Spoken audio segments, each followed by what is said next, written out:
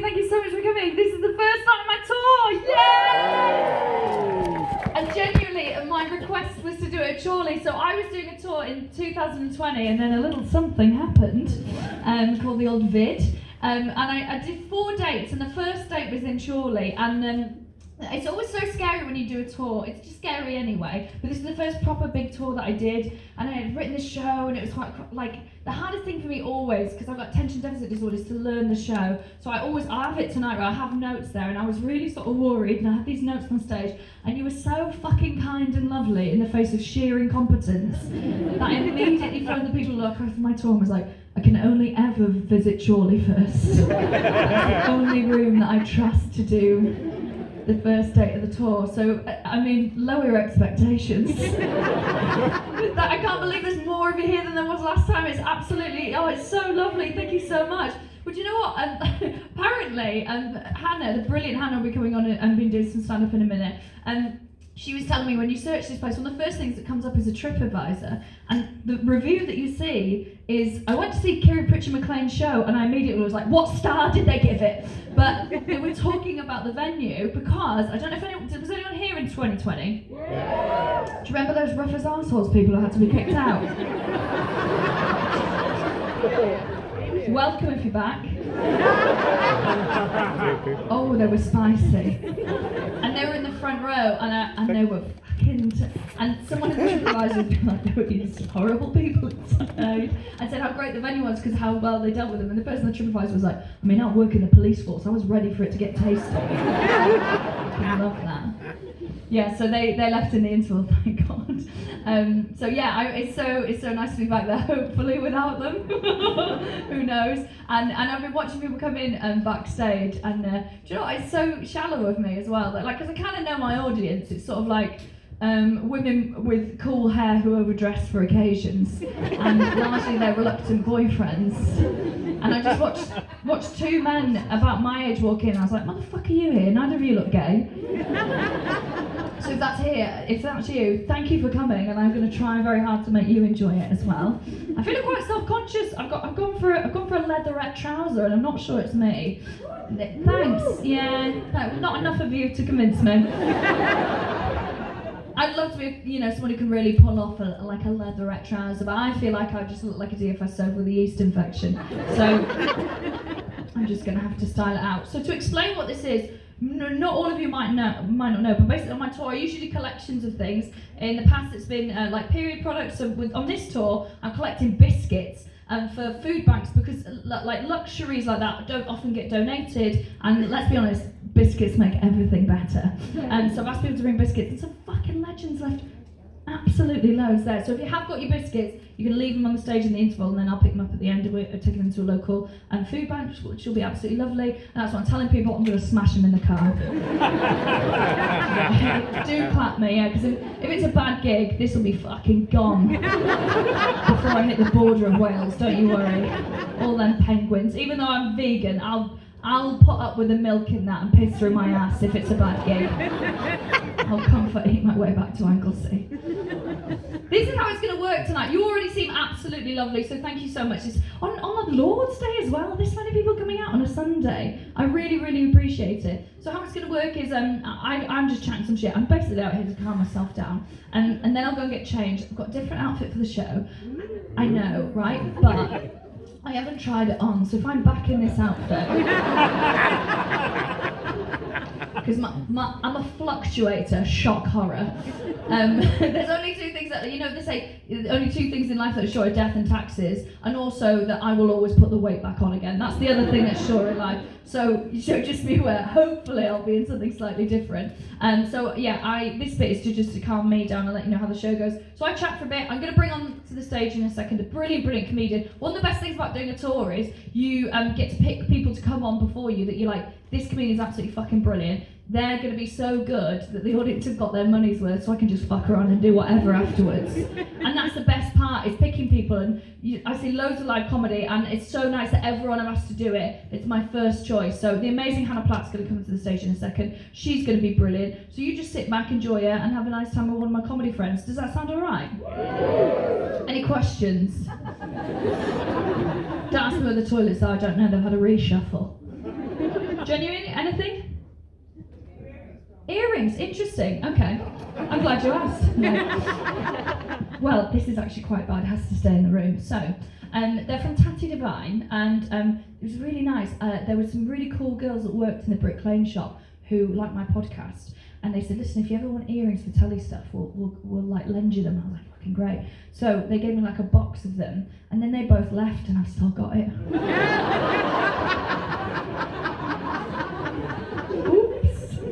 I've got enough money, I'll be fine.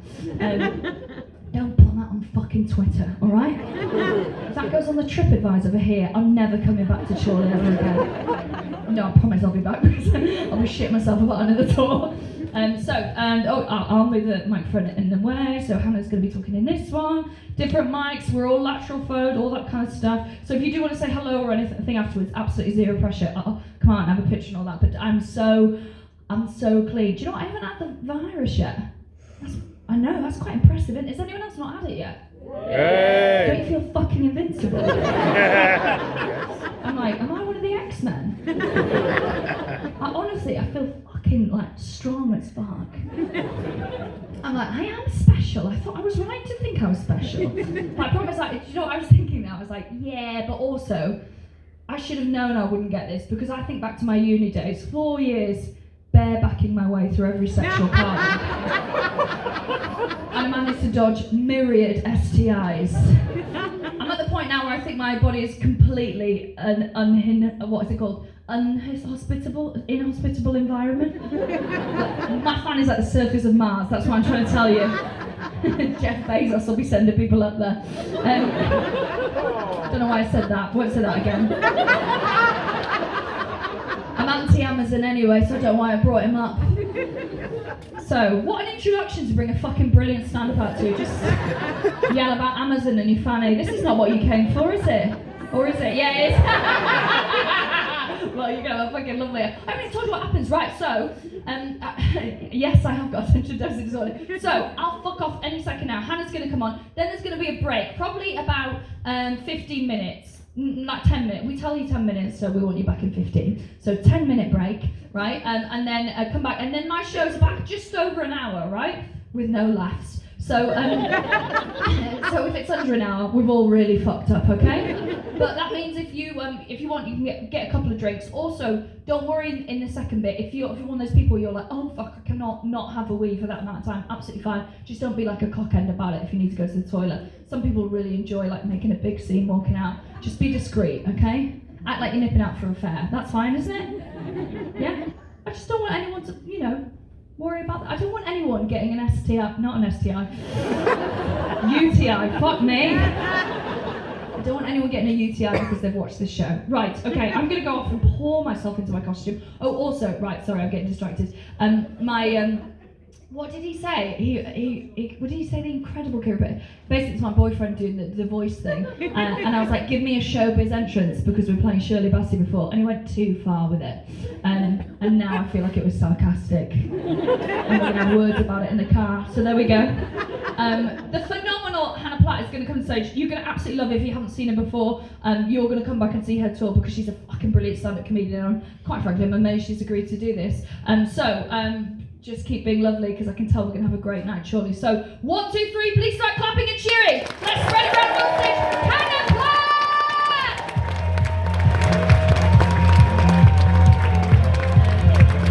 Hi. Hello. Oh my god, I've got to say before I start, I am a little bit nervous, right? Not because of you, no offence. Because the last gig I did before Christmas, I fell off the stage. Fell off the stage. It was really like my ego has never been so bruised. Because I was talking about how I am too incompetent to do any other job, and then I competently fell off the stage. It was so upsetting because it's stand-up comedy, and I couldn't do the stand-up. Like, what's wrong with me? So if I am at any point like teetering on the edge, oh my god, like I'm little, this will kill me, you know? I mean, and especially like you can notice as well, I'm keeping my distance. I am not going over that edge at any point. Because I feel like people will think it's part of it. It's not part of it. It's not, I barely move. If I do this, it's been a magnificent evening.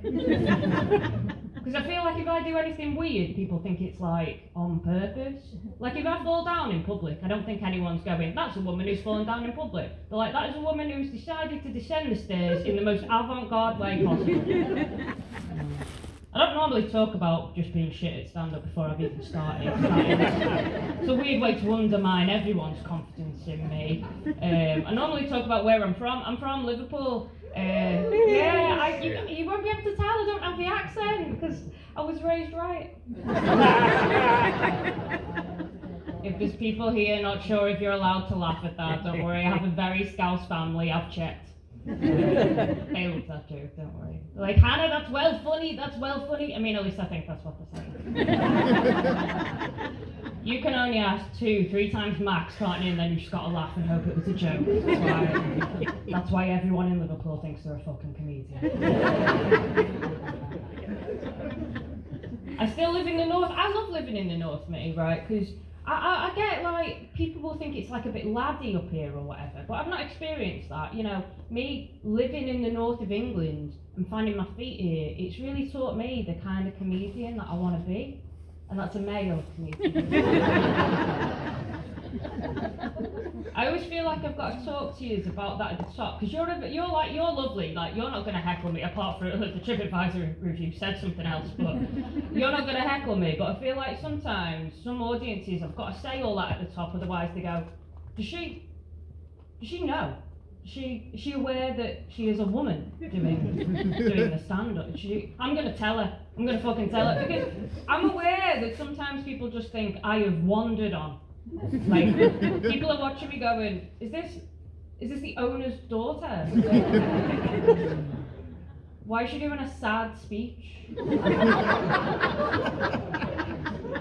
Is she dying? Are we going to have a whip round? Like, what's going on? The amount of times as well that I've tried to leave a gig and some old bloke has handed me a bucket of change with the words, good luck kid. And I'm like, oh, there's nothing wrong with me. And they're like, no, there isn't. You are exactly fine the way you are.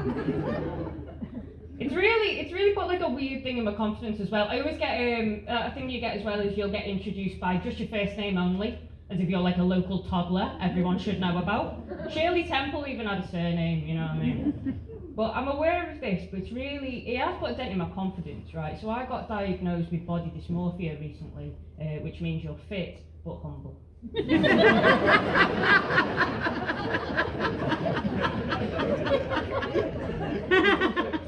It's a burden. But with body dysmorphia, right, it just means that I'll really fixate on any comments that people make about our look, whether it's good or bad, you know. So I went on a date the other week, and this bloke said I am unconventionally attractive. What a fun thing. Fun thing for me to think about forever and ever. Unconventionally attractive, that just means, what does that mean? It's like someone who's gone, it's not for me. But someone will fuck it. Men will fuck bread if you hollow it out. I just think bagels were invented.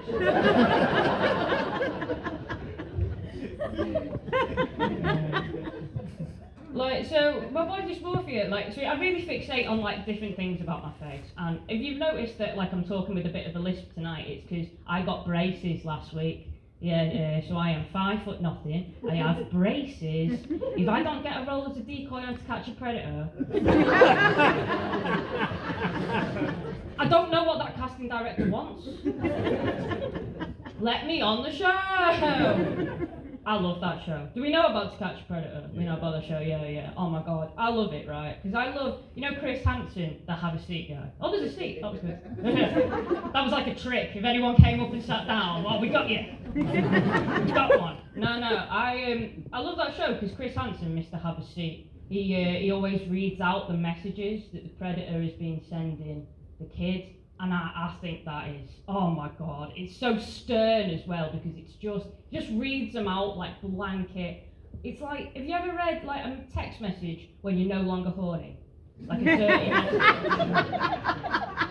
And you're reading it back and you're like, oh my god, who was that?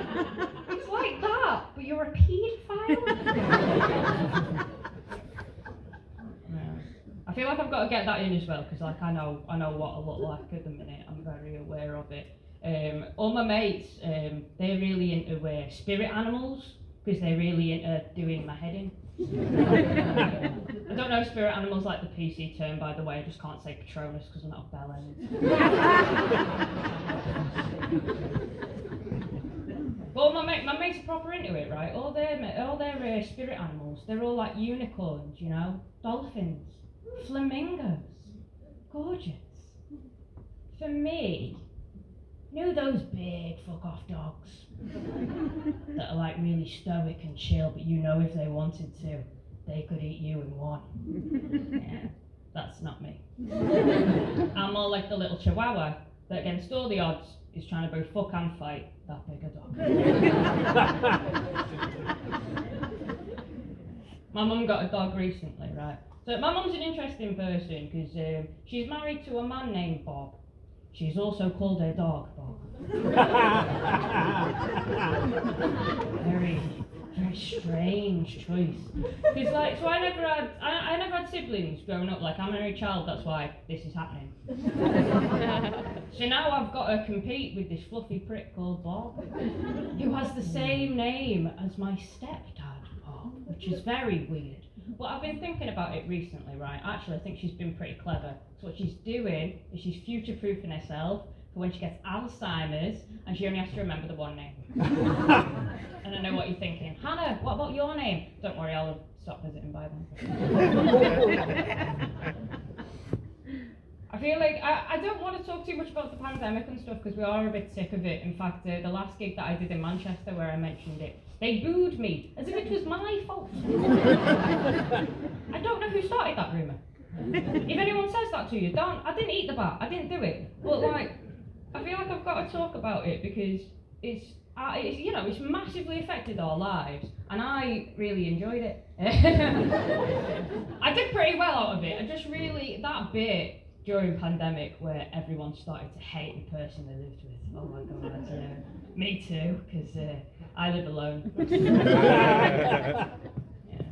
If I was a better comedian as well, I would say, you know, like a lot of us started to get in touch with ourselves during lockdown. You know, a lot of people started doing colouring in and self-care, lighting a little candle and all that. I feel like I've got to let you know that I was mentally ill way before it was cool.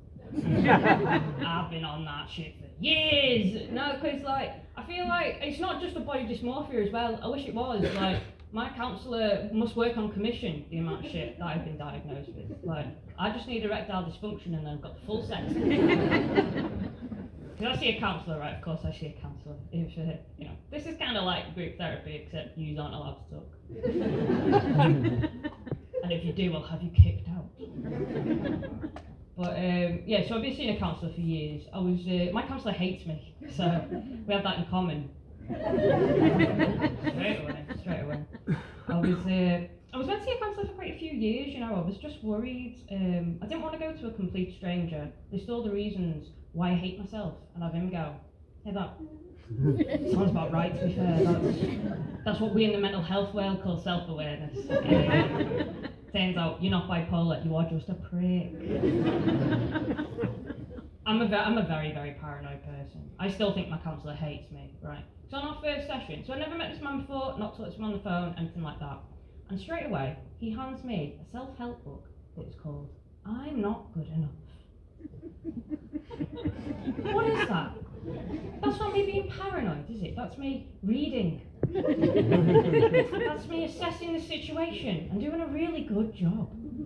It's a real book as well, I'm not joking. None of these are jokes. You know, sometimes you say something and you're like, why am I depressed? That's why. It's the stupid shit you say like that. But it's a real book. It's the first part of a trilogy, in fact. The second part is called Do Us All a Favour.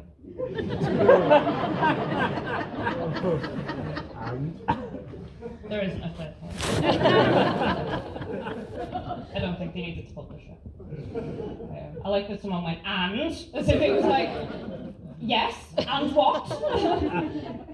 if that book doesn't want to make you, kill yourself, then fair enough. You've got, I put my stopwatch on and it's now just telling me the time is 2 a.m. If it goes off, it's not part of it. Yeah. I don't make many friends doing comedy. I don't think anyone is watching going, she seems like fun. I'd like to go for a drink with her. I bet alcohol added to this helps.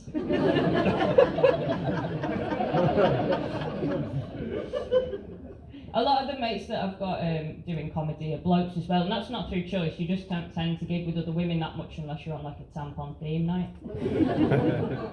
But I love my guy friends, right? I assume they're feminists. We've not had the chat. I assume they're feminists. I assume all men are feminists until they tell me that they're feminists, and then I know for sure that they aren't.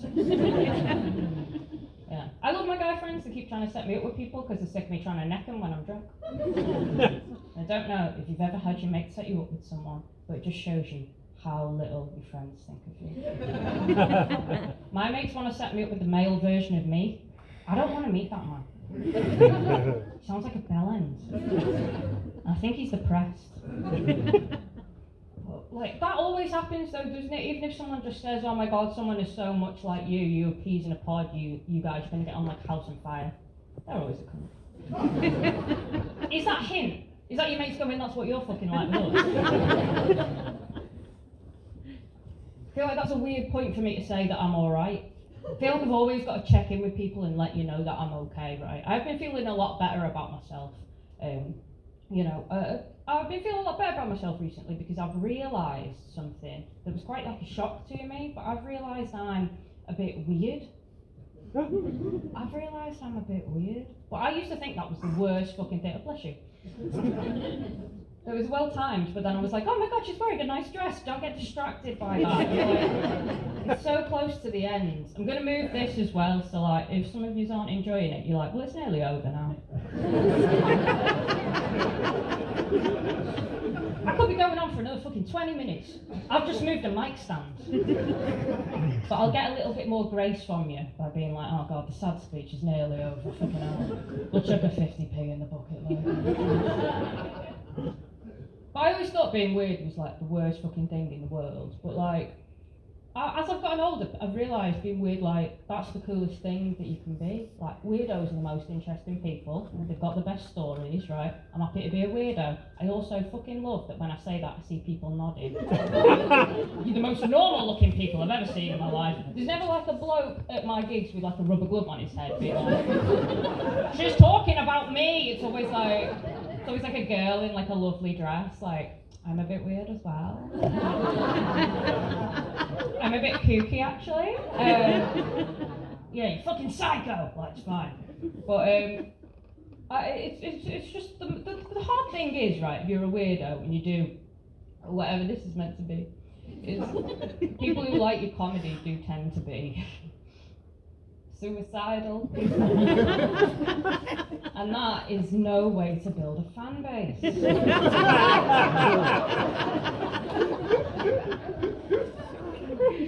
If you are genuine, you're gonna dwindle.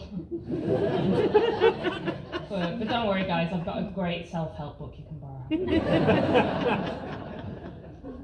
That's all from me. There's going to be a break now for about 15 minutes to go have a piss, have a drink. But thank you so much. My name's been Hannah Platt. Thank you.